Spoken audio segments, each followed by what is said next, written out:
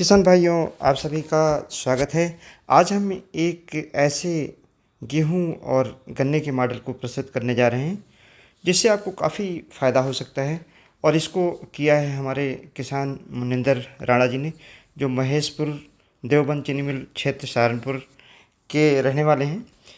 इनके द्वारा गेहूं की बुआई नवंबर और दिसंबर के महीने में जैसे जैसे पेड़ी कटती चली गई वैसे की गई है।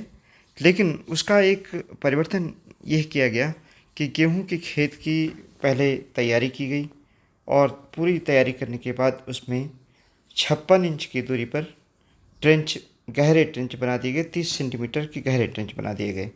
गहरे ट्रेंच बनाने का उद्देश्य ये था कि इसमें मिट्टी ना आने पाए और ये ट्रेंच फरवरी तक बने रह जाएं। ट्रेंच बनाने के बाद जो दो लाइनों के बीच में दूरी है उसमें चूँकि मिट्टी उठ जाती है जब ट्रेंच बनाते हैं, तो उसको समतल कर दिया गया। समतल करने के बाद गेहूं की बुआई कर दी गई और गेहूं की बुआई सीड ड्रिल से यानी लाइन में की गई। इसमें यह ध्यान रखा गया जो ट्रेंच हमने बनाई है उस ट्रेंच में गेहूं के बीज ना पड़ने पाए। जब आप सीड ड्रिल से गेहूं की बुआई करेंगे तो गेहूं लाइन में, ट्रेंच की लाइन में नहीं आ पाता है। किसान में जो संस्तुत मात्रा है गेहूं में डालने की 120 केजी नाइट्रोजन, 60 किलोग्राम फास्फोरस और 40 किलोग्राम पोटास का प्रयोग गेहूं में किया गया। साथ ही में गेहूं का जैसे सीड ट्रीटमेंट करते हैं, सीड का ट्रीटमेंट किया गया और अच्छी किस्म की बुआई की गई।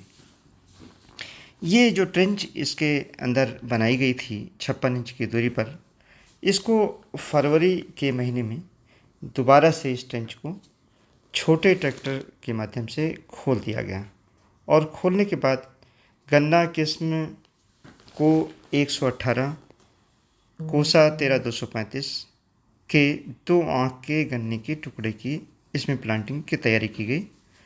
गन्ने के टुकड़े, मोटे गन्ने इसमें चयन किए गए जिससे कि गेहूं की गर्मी में अंदर सूखने ना पाए और गन्ने के जो टुकड़े थे उनको, जो ऊपरी हिस्सा था उसका चयन किया गया।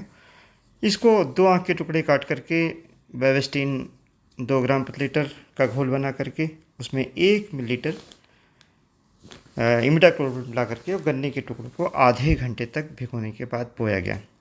इसका कारण यह है कि जब गेहूं में हम गन्ना बोते हैं तो कई बार ये देखा जाता है कि कुछ ग्रब या बोरर टाइप के कीड़े लग जाते हैं, इसलिए इंसेक्टिसाइड से भी गन्ने के टुकड़े को शोधित किया गया।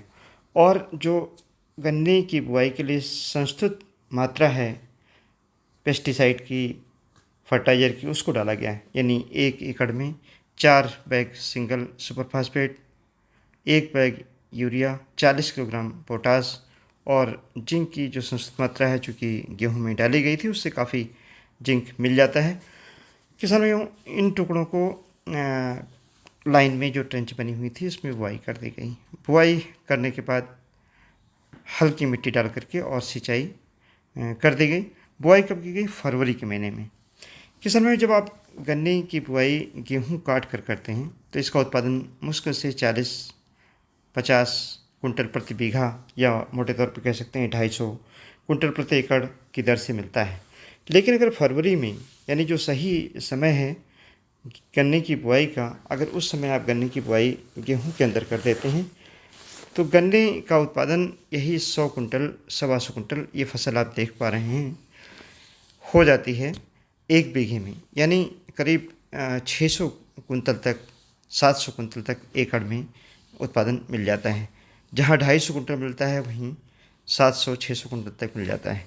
इस तरीके से अगर मोटे तौर पे हम देखें तो इससे काफ़ी लाखों रुपए का डिफरेंस आ जाता है, केवल तकनीक में थोड़ा सा परिवर्तन करने के बाद। अगर आप देखें पश्चिम उत्तर प्रदेश में करीब ये मानकर चलें कि जो पेड़ी गन्ने की कटाई होती है वह पूरा का पूरा गन्ना अप्रैल के महीने में जाकर के बोया जाता है। अप्रैल से लेकर के मई तक इसकी बुआई होती है। तो जहाँ एक और गन्ने का उत्पादन घट जाता है, चीनी मिलों को गन्ना कम मिलता है, किसानों को आय कम होने लगती है, वहीं दूसरी ओर अगर हम देखें फरवरी के महीने में बीज की उपलब्धता है, चाहे जिस वैरायटी का गन्ना आप बो दें, और मज़दूरों को काम नहीं मिल पाता है तो मज़दूर भी उसमें उपलब्ध रहते हैं, तो उनको काम भी, रोज़गार भी एक तरीके से आप मुहैया करा देते हैं पूरे सीज़न में, और काम का स्ट्रेस नहीं रहता है।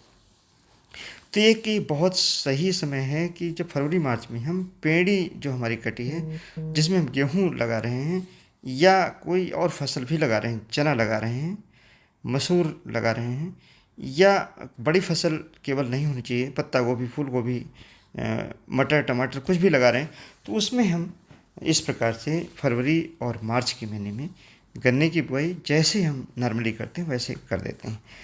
गेहूँ कटने के बाद किसान भाइयों, एक ये ज़रूर ध्यान रखना चाहिए कि गेहूँ कटने के बाद तुरंत आप पहले पानी लगा दें। पानी लगाने के बाद दोबारा से जो बीज का स्थान है उसकी गुड़ाई करा दें। उस समय तक टिल्लिंग हो जाती है। एक ड्रेंचिंग ज़रूर करा दें, जैसे क्लोरोसाइपर की ड्रेंचिंग करा दें, ताकि अगर दीमक आदि कोई आती है तो वो पूरी तरीके से ख़त्म हो जाए। चूँकि छोटे ट्रैक्टर का इसमें प्रयोग करना है फरवरी के महीने में, बड़े का भी किसान भाई कर सकते हैं, लेकिन चूँकि उसके पहिए काफ़ी बड़े होते हैं तो इसलिए छोटे ट्रैक्टर का प्रयोग करके तब स्लेट बनाएं।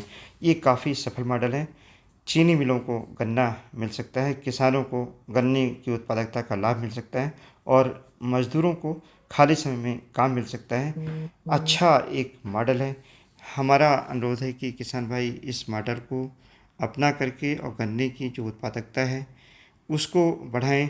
उनकी जो आय का साधन है पश्चिम उत्तर प्रदेश में गन्ना, उसमें अगर इस तरीके का परिवर्तन करेंगे तो निश्चित तौर से उनका जो आय का साधन है वो बढ़ेगा। धन्यवाद। जय हिंद, जय भारत।